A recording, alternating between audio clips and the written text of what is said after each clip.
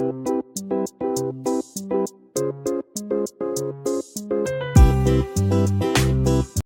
Kitchen मध्ये नमस्ते। मी बनवते कांद्याची चटणी। जर घरामध्ये भाजी नसली तर अशी कांद्याची चटणी बनवायची।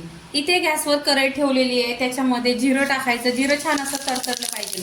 इथे मोहरी टाकायची, मोहरी पण छान अशी तडतडली पाहिजे।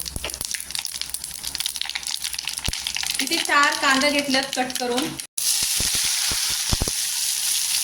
इथे कांदा आहे ना सोनेरी कलरवर छान असा करून घ्यायचा कलर, आणि इथे तेल पण कमी टाकायचं आणि छान असं स्लो गॅसवर छान असं आहे ना फ्राय करून घ्यायचा कांदा। कांदा छान असा सोनेरी कलरवर झालेला आहे पहा। आता इथे आहे ना अर्धी चम्मच हळदी पावडर टाकायचं, चवीनुसार मीठ टाकायचा, काश्मीरी लाल मिरची पावडर 1 चमचा, आणि या तिखट कांदा लसूण मसाला 1 चमचा। आता पूर्णपणे आहे ना मिक्स करून घ्यायचा मसाला सुका। पहा इथे कलर पण छान असा सुरेख आलेला आहे। आता इथे काय केलेलं आहे, इथे शेंगदाणे घेतलेले आहेत भाजून, आणि छान असं आहे ना जाडच ठेवायचं।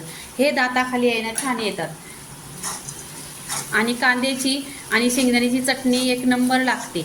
कारण आपल्या घरामध्ये भाजी नसली काय नसलं आणि खावं असं वाटलं नाही, घरामध्ये कोण आजारी पडलं तर अशी कांद्याची आणि शेंगदाण्याची चटणी बनवायची, 1 नंबर टेस्ट लागतो, आणि तोंडाला पण छान अशी चव येते, आणि खूप लवकर होते, ही 10 मिनिटातच होते। इथे काय करायचं, आता कोथिंबीर, फ्रेश कोथिंबीर धुवायची स्वच्छ आणि भरपूर अशी कोथिंबीर टाकायची। इथे कोथिंबीर टाकली ना छान असं परतून घ्यायची तेलावर।